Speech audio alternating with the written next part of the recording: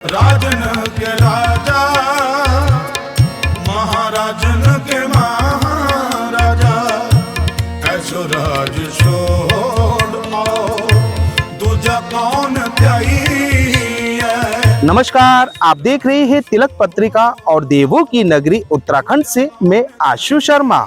देवभूमि उत्तराखंड का लोक भवन एक ऐतिहासिक और परम सौभाग्य के क्षण का साक्षी बना है, जहां अध्यात्म और संस्कृति का एक अद्भुत संगम देखने को मिला, जिसने नया कीर्तिमान रच दिया है। मानवता का पावन संदेश वाहक श्री गुरु ग्रंथ साहिब जी का संस्कृत अनुवाद का यहाँ दिव्य कार्यक्रम आयोजित हुआ। कार्यक्रम का शुभारंभ माननीय राज्यपाल लेफ्टिनेंट जनरल गुरमीत सिंह जी ने पूरी श्रद्धा के साथ दीप प्रज्वलित कर किया। संपूर्ण जानकारी के लिए बने रहिए आप हमारे साथ।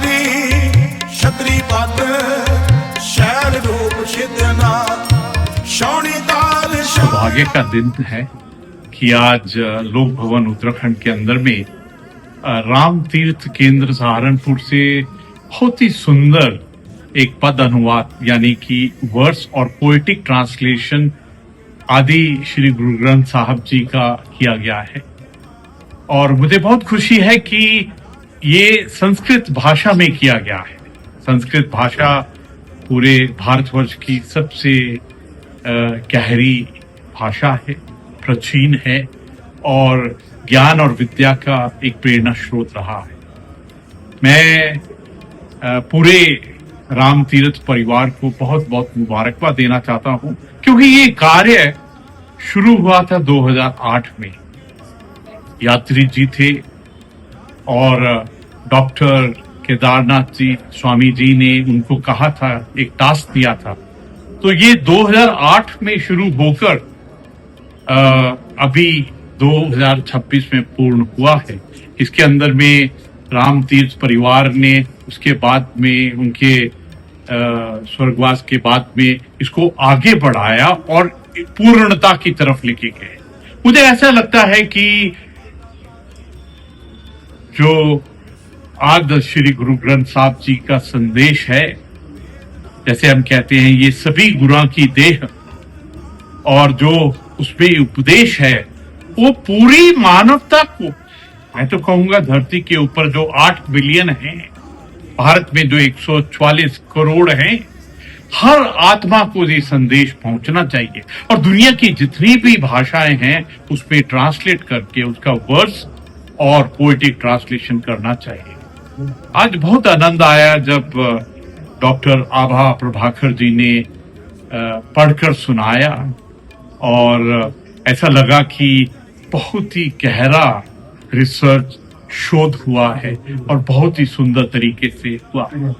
मैं आप सबको रिक्वेस्ट करूंगा कि आप इस वर्स और पोएटिक ट्रांसलेशन को अवश्य पढ़िए, क्योंकि आज पूरी दुनिया में उस वाहेगुरु का, उस गुरुओं का, उस 10 गुरुओं का, उस पूरे भारत के संत जन का जो उपदेश था वो पूरी मानवता को पहुंचना चाहिए।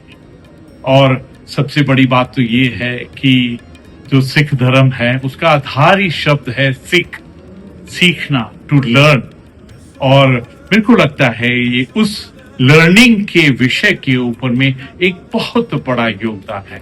एक बार फिर मैं राम तीर्थ केंद्र सहारनपुर को बहुत बहुत धन्यवाद और मुबारकबाद देना चाहता हूं कि आपने ये पहला संपूर्ण संस्कृत के अंदर में ट्रांसलेशन किया गया है और इससे संस्कृत भाषा के मुझे लगता है कि उसका मान सम्मान में एक बहुत सुंदर योगदान दिया है। धन्यवाद। जय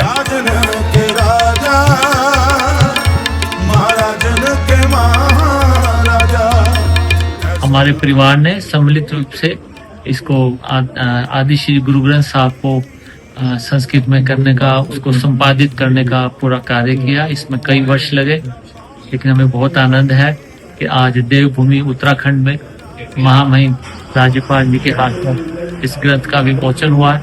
हमें बहुत प्रसन्न है। क्योंकि गुरु ग्रंथ साहब विश्व की लगभग हर भाषाओं में प्रकाशित हो चुका था, अनुवादित हो चुका था, परंतु दुर्भाग्य से संस्कृत में, देववाणी संस्कृत में, वेदवाणी संस्कृत में इसका अभी तक अनुवाद नहीं हुआ।